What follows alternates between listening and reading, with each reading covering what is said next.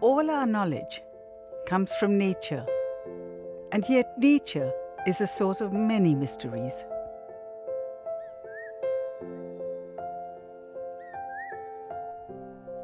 Let us travel to explore the amazing ways in which nature affects our body, mind, and spirit.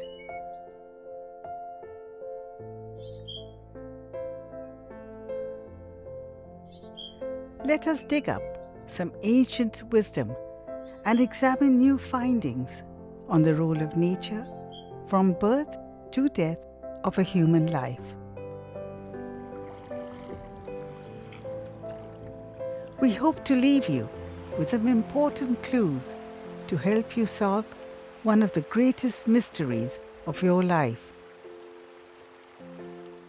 how to create a healthier, happier life for yourself and your loved ones.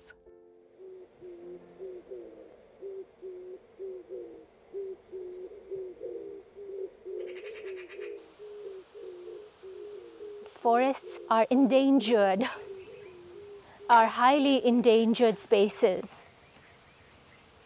Living in this beautiful forest, I feel the urgent need to reach out and find ways to protect these precious spaces that we have left.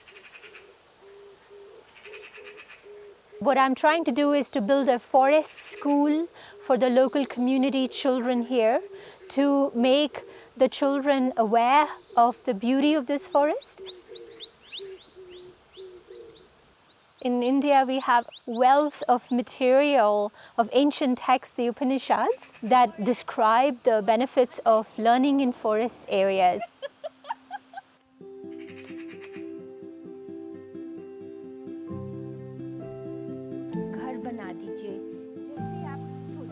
Nature provides a balance and makes children aware of their natural abilities for empathy and for relating to each other and for relating to nature.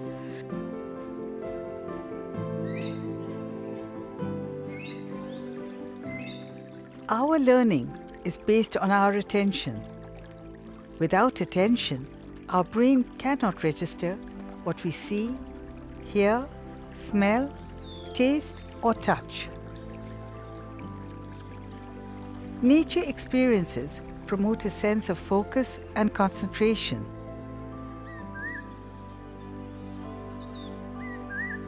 It's because the human brain has evolved in nature.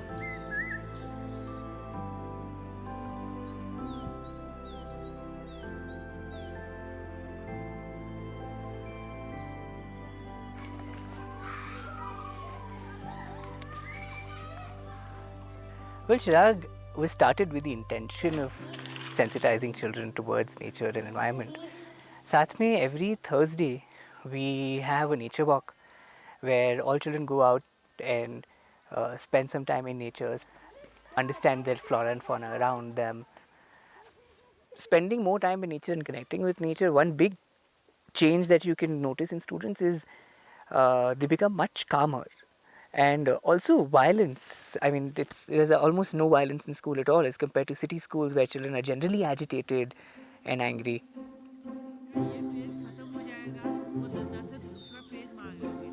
Learning in nature engages all our senses. Hence, it is absorbed deeply and is long-lasting. Surprisingly, many children who are hyperactive or have attention issues respond very well to the outdoors. This type of interaction has proved beneficial to humans for thousands of years.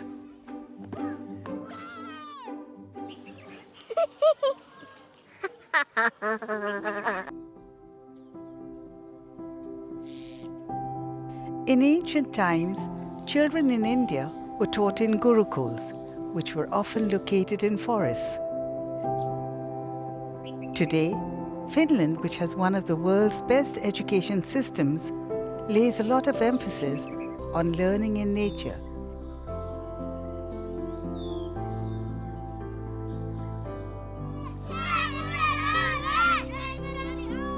Nature is a great teacher of humility. With humility comes respect.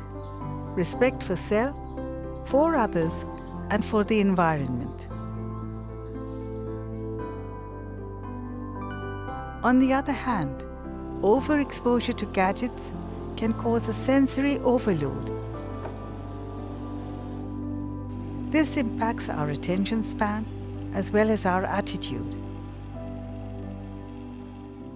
We have actually had small children in the nursery school whom the parents were very proud. The child was so good with the computer, but the child was unable to mix around and play with other children. We had to spend almost a year coaxing the child. We have people getting addicted to TV, to their mobile phones, so many things around us, especially junk food. So sometimes it can lead to a lot of lopsided growth in the child. And many of these things don't lead to long-term well-being unless schools and the entire education system recognizes the importance of how unconsciously this addiction process is fostered. We will continue to create future generations who don't know to take care of their well-being.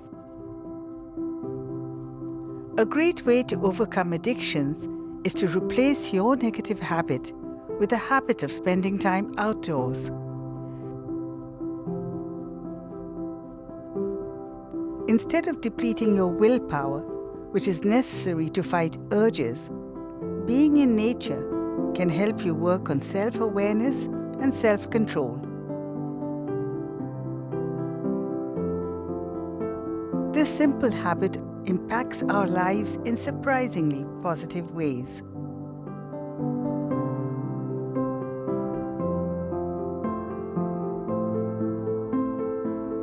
We call Prakriya a green wisdom school, not only because we want children to grow up amidst plants and trees and birds and butterflies, but also to give importance to the inner nature of the child.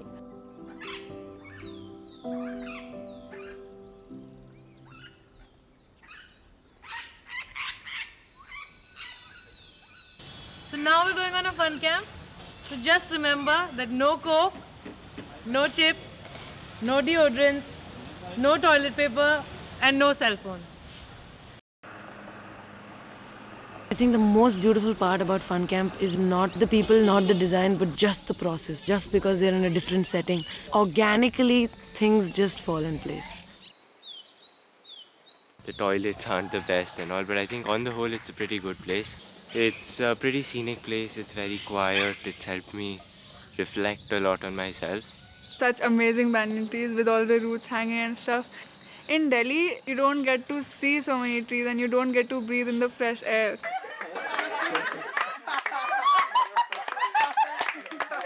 And possibly looking at these spaces and interacting with people from a different background will lead them to be able to explore themselves more deeply, challenge their own notions about themselves, about other people, and in that process start off this whole journey of becoming leaders with values.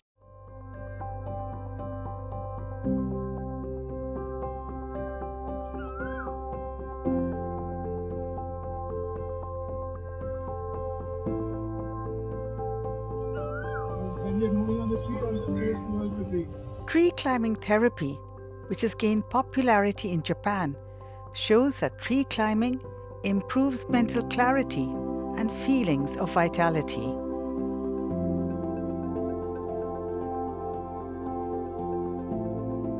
The brain gets a boost from fresh air and interactions with the surroundings. It leads to increased confidence, improved ability to solve problems, and enhances the child's social skills.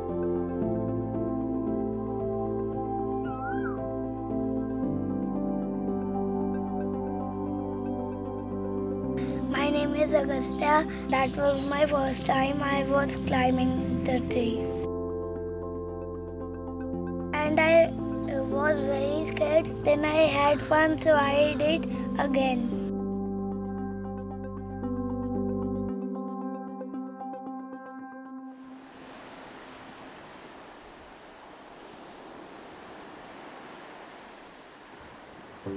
Emotional intelligence is the power to understand emotions in others.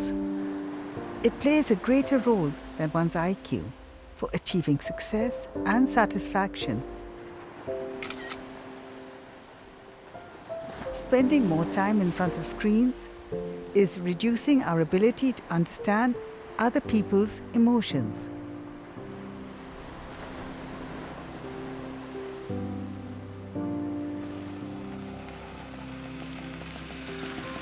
Our world is becoming more connected but less caring. The word sadhana is an old Sanskrit word. It used to refer to the path of an arrow going towards its target. So this idea of one path going towards the bullseye. So this project, Sadhana Forest, our bullseye is a life of consciousness and a life of compassion and a life of service. From the buildings we live in, the food we eat, the work we do, the people that we live with, the way that we interact with each other, all of this is part of our sadhana.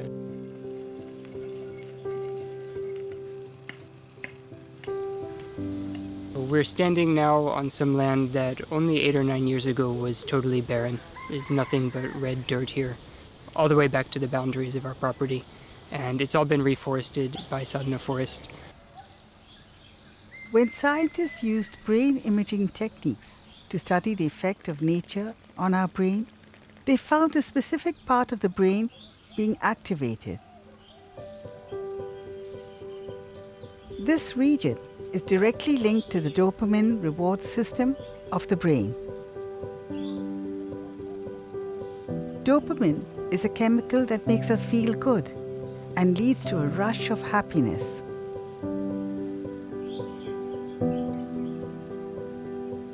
It results in a high likelihood of people forming emotional bonds.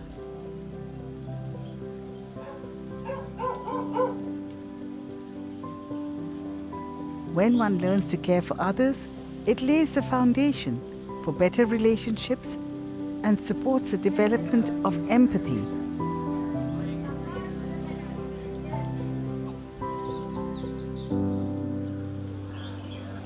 My name is Ambika. I'm 21 years old and I'm from Trivandrum. I live in a city where there's so much of bustle and a lot of negative vibes, but then when I came here, there's so much of happiness and serenity and peace, and that's exactly what I was looking for.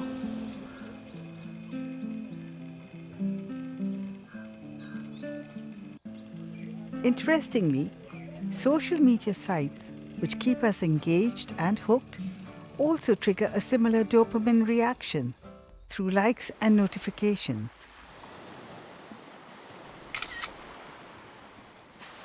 Studies related to this show an increase in obsession with the self, also known as narcissism. Somehow I actually started getting anxiety attacks.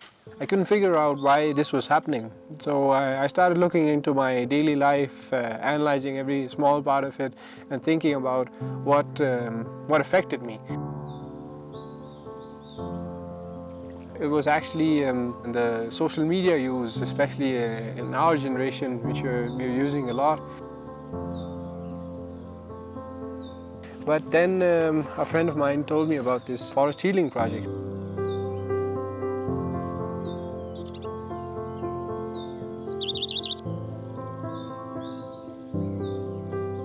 So I felt like this was giving me a different perspective to all the problems that I was facing. And it helped me find another sort of calmness. This was much deeper.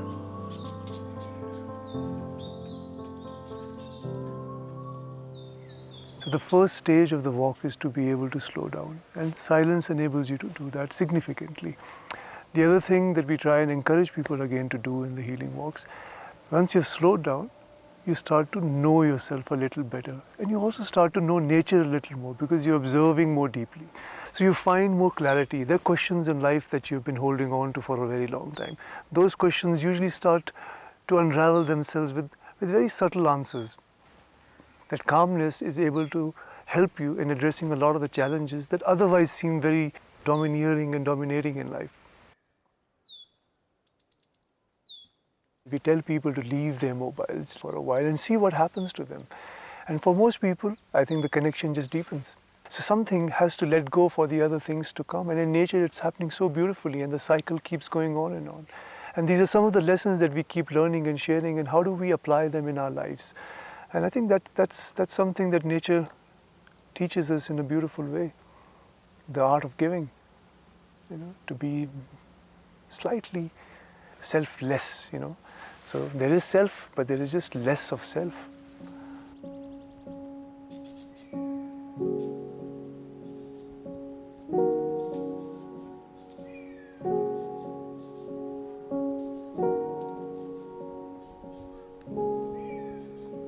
Technology in itself is not the problem. It's how we let it control and affect us. So, when we hear about the Northeast, at least for the last 6 decades, it's all about violence, political conflict, divisive states, So can the youth be involved in building the region back through positive thinking? And it's one of the only regions with such rich natural resources, such rich forest areas. Only they can protect it, only they can build the region back. So the idea of Green Hub is that, to engage the youth through the visual medium, get them to understand what it really means to have a forest.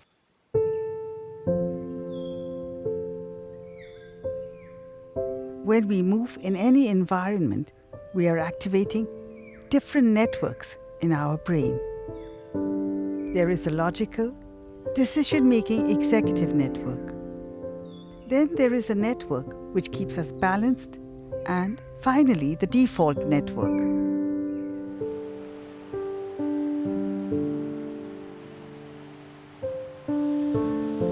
The default network is our free mind, which wanders here and there. It is also credited with producing creativity and important insights. A great nature experience allows the executive network of the brain to rest and recharge itself. It also engages the default network in a positive way.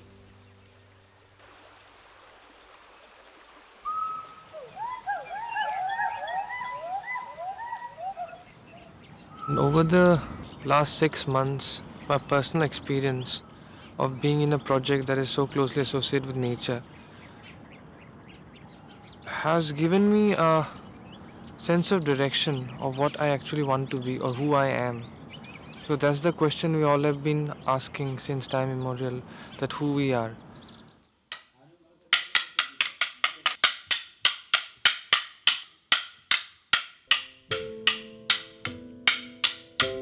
When we talk about life, we talk about the environment.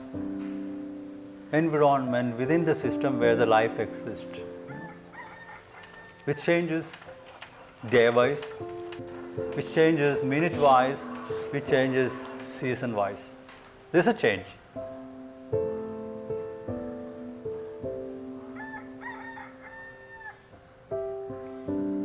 Broadly, I will say there is a nature outside, the same nature you find inside, and you try to correct the calamities. When you effectively connect with the nature, you will be in a still nature.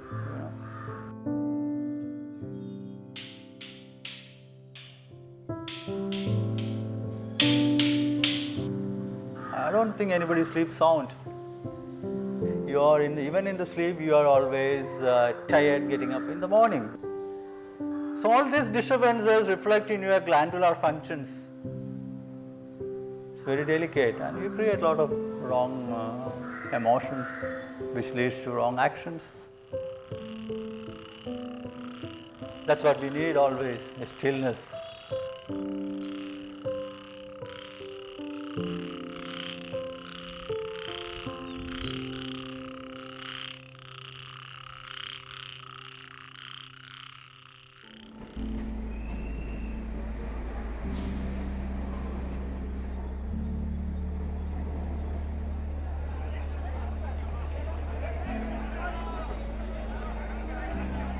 Stress has been declared as an epidemic on a global scale.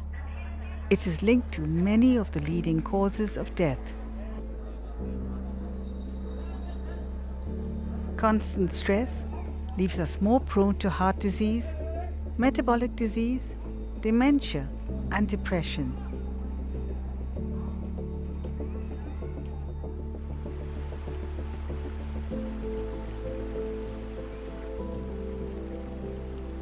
The main purpose of Journeys with Meaning is to bring awareness to people about the disconnects that we have with nature and the connections that we have. So that's why we come to places like this and do the work that we do. We believe that travel opens minds, and when our mind is open, we are more receptive to new ideas. And through experience, we've also seen that actually happen. Your body is designed to respond to stress. When faced with any danger or stressful situation, the amygdala in your brain is activated. It triggers a fight or flight reaction, releasing specific hormones in the body.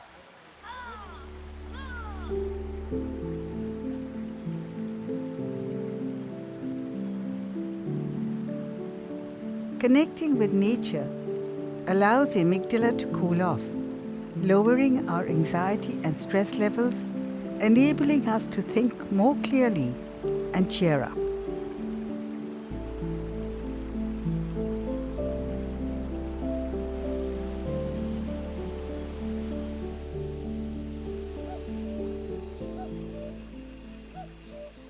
I've been ill, but the last 3 months my parents have been unwell.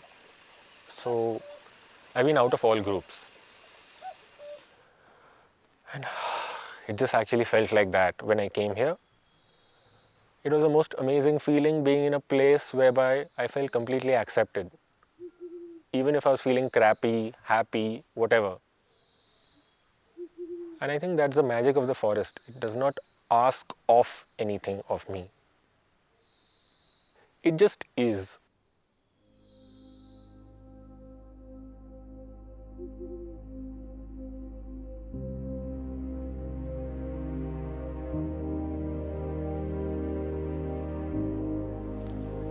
This is a Maplang Sacred Forest.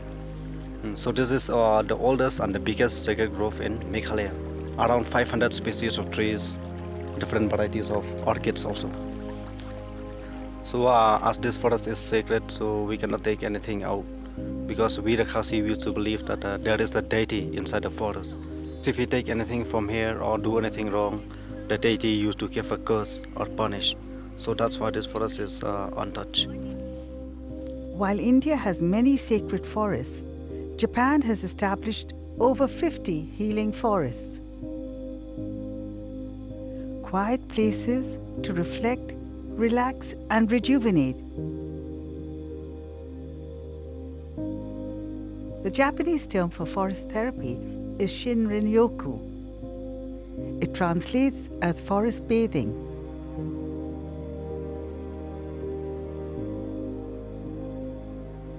A walk in the woods brings about measurable changes in our body function. Blood pressure levels begin to lower down to normal levels. The stress-related hormone in our blood is significantly reduced, and the heart rate begins to slow down.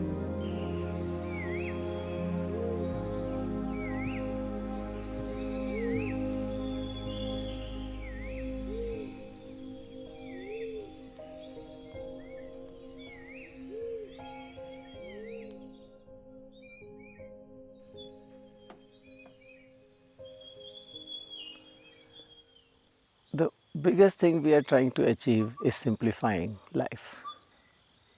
We want to develop more integrity between the thought and action so that you are in the moment and more honest. So whatever happens, it flourishes or it dies out. That's how nature is. Instead of superficially carrying on the relationships, it's more about naturalness and cultivating that from deep inside.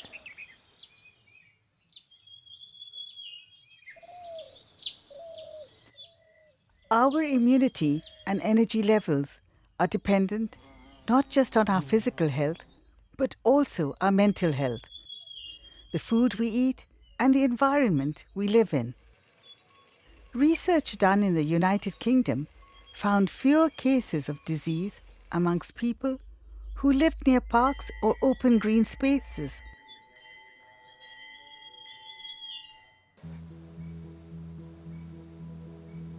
The negative behavioral traits of anxiety, competition, and the ego clashes in offices have been known to be reduced after a proper session on contemplation of nature or any meditative practice. People have more compassion towards the problems of their colleagues, and definitely the work environment also improves.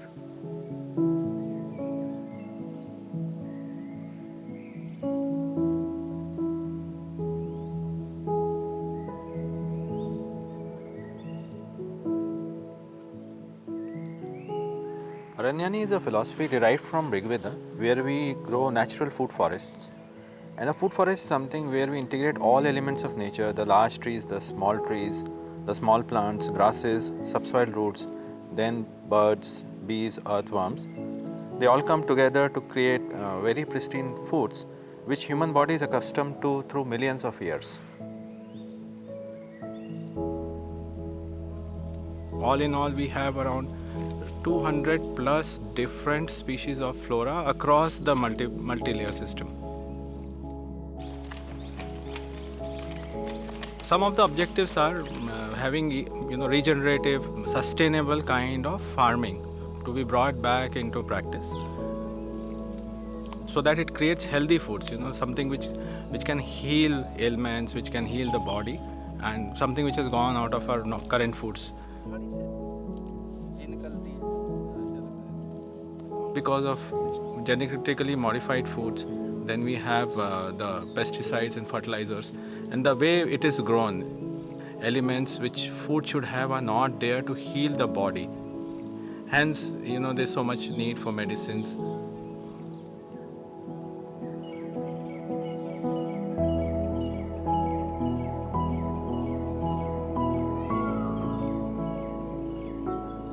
So Sehat One, we have coined this word by using the two things, Sehat and One. So Sehat is the health and One is the forest. We are trying to derive the health benefit out of the forest. Now the number one killer in India and in the world is the heart disease. Then comes the diabetes, cancer, all those things. Now those are actually not done by the external factors. They are not communicable diseases. They are because of our lifestyle. We started with the diabetes and then we also experimented with the hypertension and thyroidism, autoimmune disorders, etc. also. But if that doesn't work, then we realized that what's happening is not that it's doing something with one disease. Actually, the process was restoring the overall health.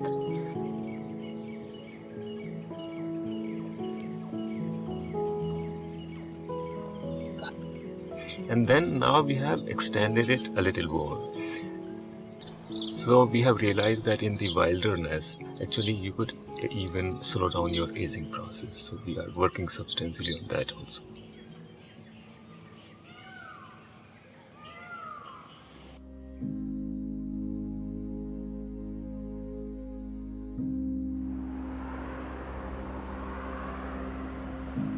When we inhale toxic air, it first goes into our lungs. So you have cough, you have asthma, you have lung cancer occurring at much higher incidence. But then the toxins don't remain confined to the lungs. They get absorbed from the lungs and they go through the blood to every organ in the body. People staying in polluted cities have much higher incidence of high blood pressure. These people have several times increase in the incidence of heart attacks. And when it occurs in children, there are a whole lot of developmental abnormalities. Now, what future will children have if there is no pure air to breathe?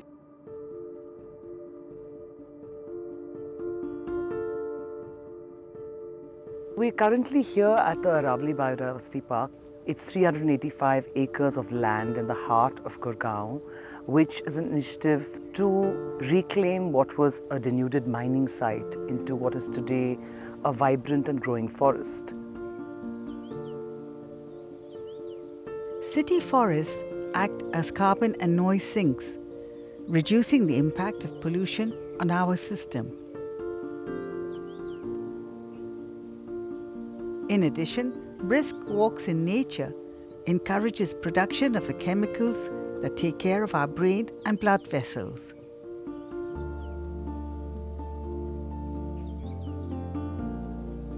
Even a 2-hour walk through a forest can reduce chemicals linked to depression, cardiovascular disease, and inflammation.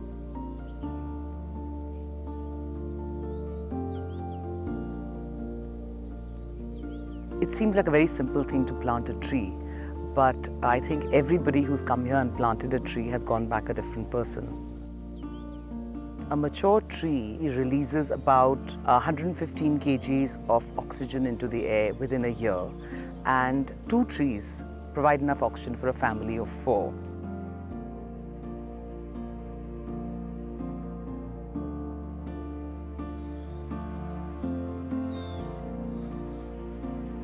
Certain evergreen trees secrete scents and oils to protect themselves from a host of microbes and pathogens. These compounds are called phytoncides, and they act as a defense system for the trees.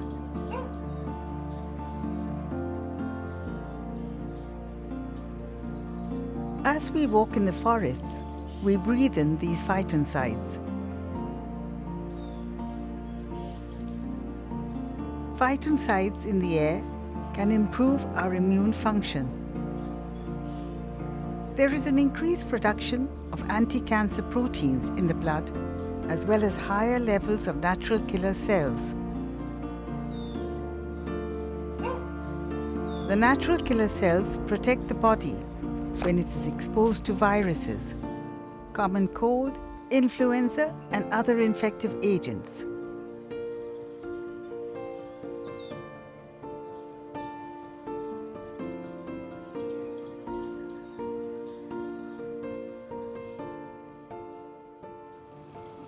Maybe take off your shoes if you're not too cold.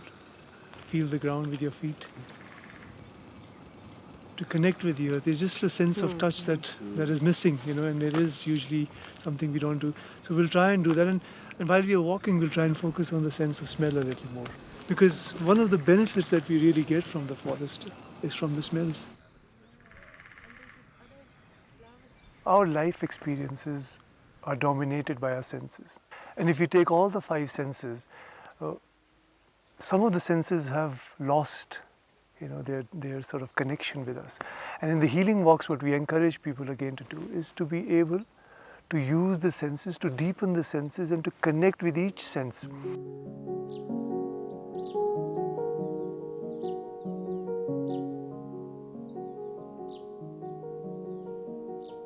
Our visual sense is the strongest sense. We're influenced by the quality of light, the color of light, and also the source it comes from.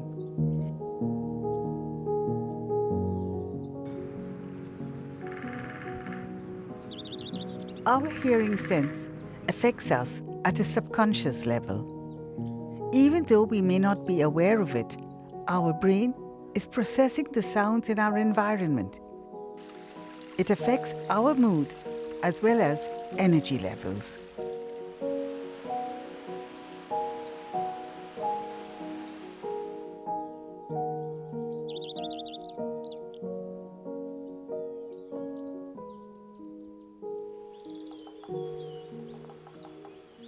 What meditation truly is about being in a state of deep calm and awareness, and it doesn't have to be in closed eyes, it doesn't have to be sitting cross-legged. In an urban space, for example, there's so much of distraction that it's very difficult to slow down and find that state of calm and peace. It takes a long time to be in a meditative state. But when you're in nature, that process happens very fast. When people find that, it is, they are able to meditate without the very connotations of meditation, which is sometimes challenging for people.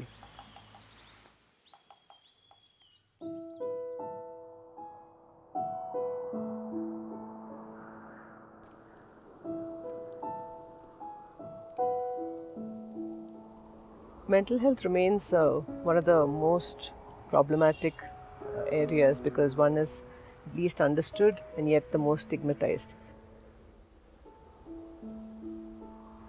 People are still hesitant to ask for help. Having said that, it's not that everybody needs to go for help. It's a lot of things we can do to prevent at least some of the seriousness of suffering. I personally believe that it's a balance that we are not able to bring about in our lives. Things like looking after your wellness, which includes physical fitness, eating the right kind of diet, avoiding certain kind of unhealthy habits, getting onto your nature walks, just spending time outside, and definitely working on your own self, your interests, your hobbies.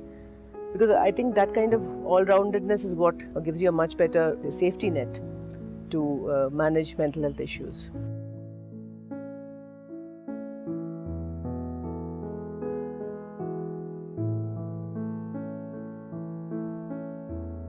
Almost all antidepressant medications are thought to work by enhancing the availability of serotonin, the hormone used in nerve cell communication.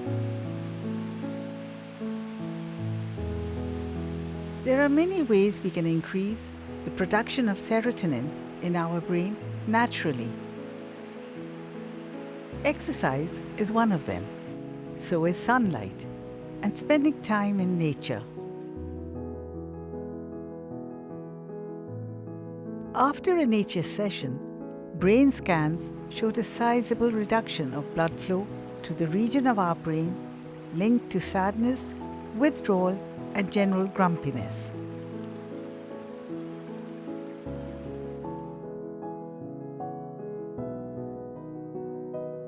Walking in nature is a great way to bring awe, wonder, and fascination back in our lives.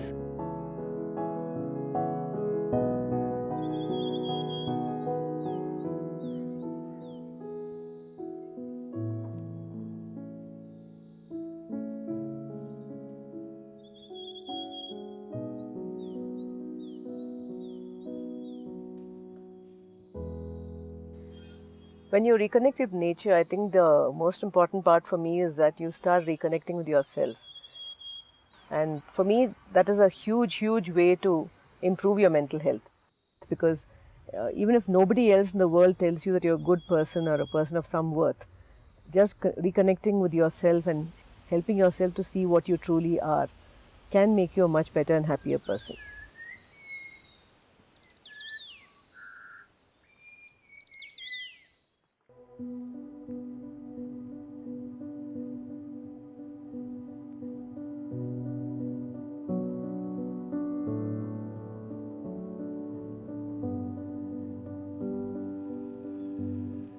We are called Alap. Our mission, so to say, is to bring back the native forests of the Himalayas through a community-driven model. The right kind of forest is how nature would intend it. And how nature would intend it is in the Himalayas, which is one of the biodiversity hotspots of the world, there'll be many, many species coexisting together.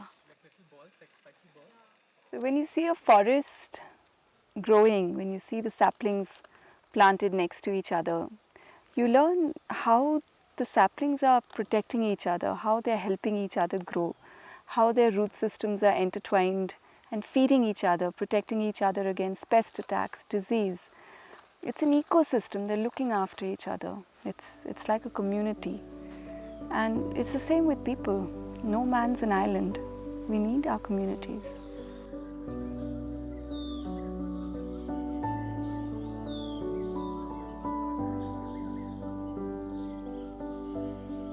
Trees that grow alone have a shorter lifespan than trees of the same species in a forest. Similarly, Communities and social relationships help people through difficult times, thus increasing longevity.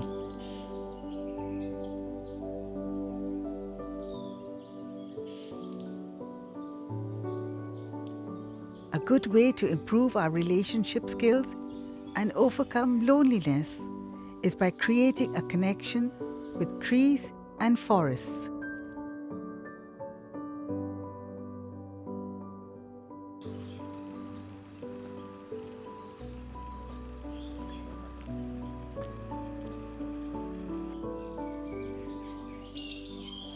The Navadarshanam stands for New Visions. It is founded by a group of folks who were looking to explore an alternative way of living. 110 acres of what was completely barren land, completely degraded, logged, burnt, overgrazed sort of a landscape. So they decided to fence it and let the land heal. And to be truthful, I don't think anybody really expected the miracle that occurred.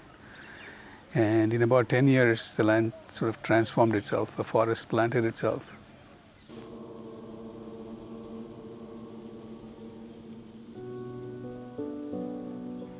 The medicine of nature appears to work in a dose curve. The longer time we spend in nature, the better it is.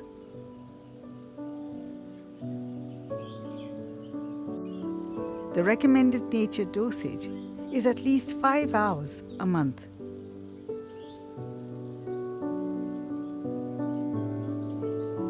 On the flip side, not making nature a part of our lives has detrimental effects on our health.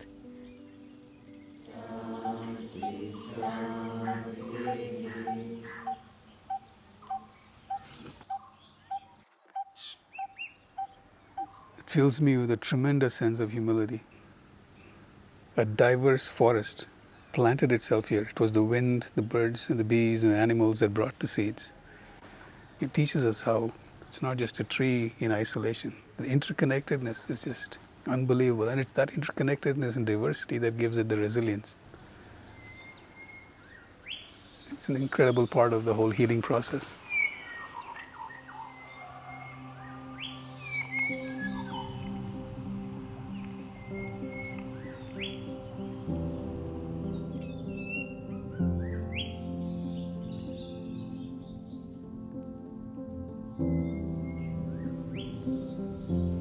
I was widowed at the age of 33 and with a young child of a 7-year-old.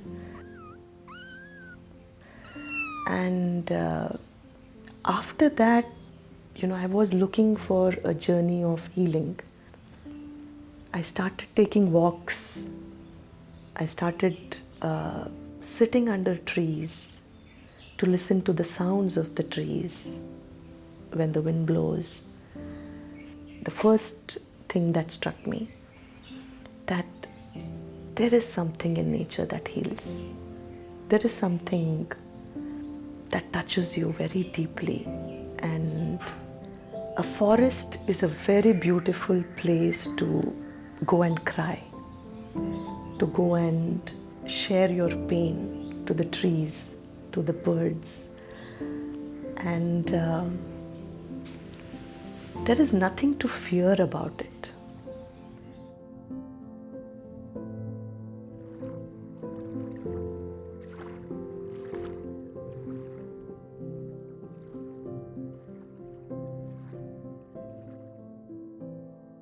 I work in palliative care, and usually we deal with the last days of our fellow beings on this earth. And the last suffering they have is almost incurable and inconsolable because they are getting detached from all these attachments they have made throughout their life. You can make somebody die well. If you put efforts, if you prepare, you can make somebody die well and with peace.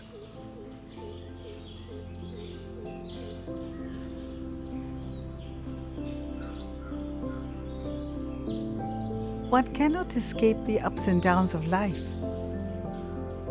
but one can always find comfort and clarity in the company of woods. Observing the impermanence in nature is a healing experience.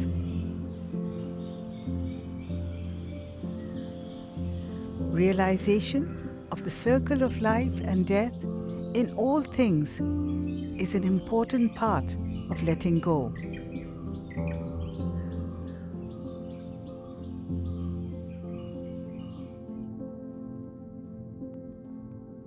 After coming to palliative care, this word of acceptance is very important in my life, because once you accept that reality, you are in a comfort zone. What we usually say to the dying patients, those who are in their end of life, is that you are going to dissolve into the nature, going back to the nature and be part of this great oneness. The difference between healing and curing is curing is more physical and material. You want to get rid of your disease, you want to come to a normal life. But healing is something spiritual, mental and emotional.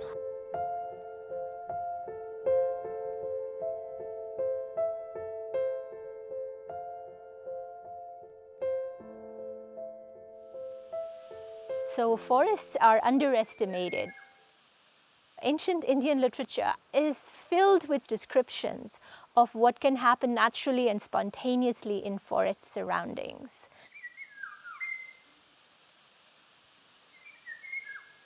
The teacher tells the student to go into the forest and to observe the natural surroundings and to be aware of them.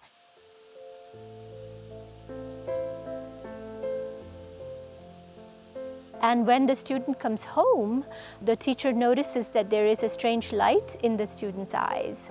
And he says, well, what happened to you? And he says, well, I think I am enlightened.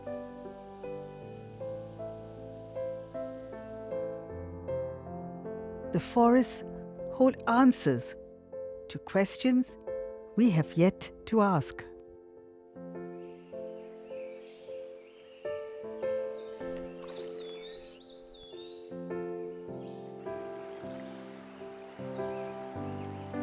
Every stage of life will come with its own set of challenges.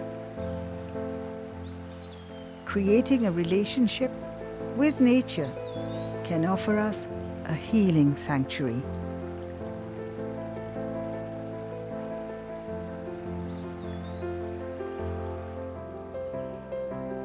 The forests are waiting. Come home.